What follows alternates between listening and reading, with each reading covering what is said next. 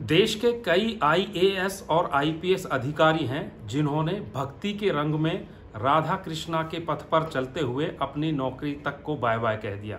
फिलहाल पंजाब की एक वरिष्ठ आईएएस अधिकारी राखी भंडारी हमारे साथ मौजूद हैं और इनकी राधा और कृष्ण के प्रति दीवानगी को देखते हुए दूसरा भजन इन्होंने निकाला है। फिलहाल राखी भंडारी हमारे साथ मौजूद है। मैम, कहीं ये दीवानगी उसी रास्ते पे तो नहीं चल रही जिस पर अभी हाल ही में हरियाणा की एक आईजी ने ऐलान किया है?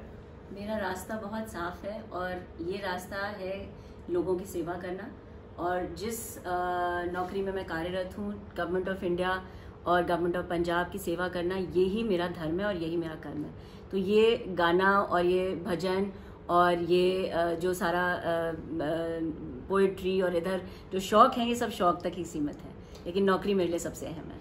लेकिन जो है कई बार ये सवाल खड़ा होता है कि जो एक आईएएस अधिकारी होता है या कोई भी बड़ा अधिकारी होता है, उसकी टेबल पे फाइलों का ढेर होता है, बाहर दरवाजे पर लोगों के मिलने वालों की लाइनें होती हैं।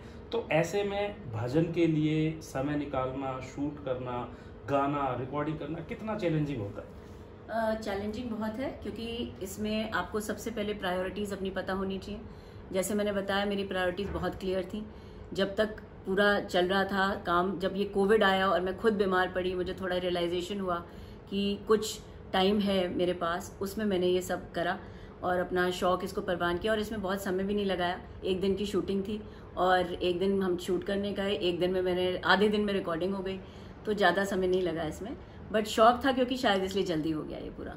अच्छा, सबसे पहले ये जो भजन आपने गाया है, इसकी प्रेरणा कहाँ से मिली? और 2 लाइनें जरूर आप दर्शकों के लिए गाकर सुनाइए ताकि पता चले कि कितने रस में आप डूबी हुई हैं। ये भजन एक्चुअली मैंने अपने नाना जी से सीखा था, तो उन्होंने कहीं से शब्द उन्हें मिले होंगे। ये ऐसा भजन है जैसे हनुमान चालीसा के वर्ड्स हैं, कहाँ से आए ये तो मुझे भी नहीं पता, लेकिन सुना पहली बार मैंने अपने नाना जी के मुंह से था।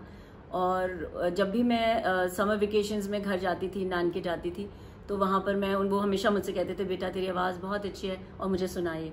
तो मैं गाती रही, तो जहन में उतर गया। और अब जब रिकॉर्डिंग का टाइम आया तो मैंने उसको अपना फ्लेवर देके वही बेसिक ट्यून रखकर और उसी तरह के उसको बनाया है। तो मैं आपको 2 लाइन उसकी सुना देती हूँ।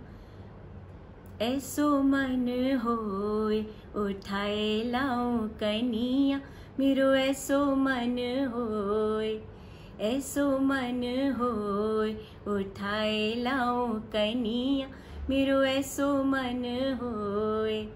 इसका मतलब यही है कि मेरा ऐसा मन कर रहा है कि मैं कान्हा को उठा के ले आऊं और उनको सजाऊं, उनसे थिरकूं उनके साथ। बहुत प्यारा भाव है।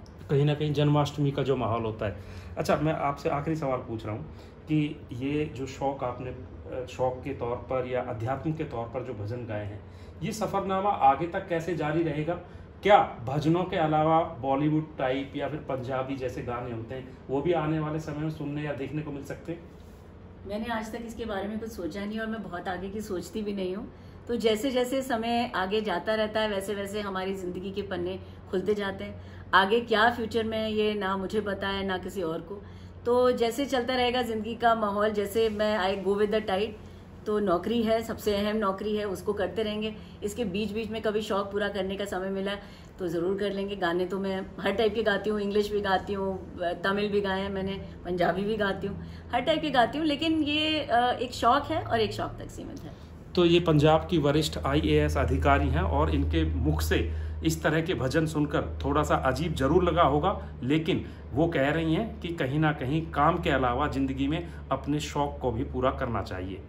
कैमरामैन गुंजीत कुमार के साथ सत्येंद्र चौहान, चंडीगढ़ आज तक।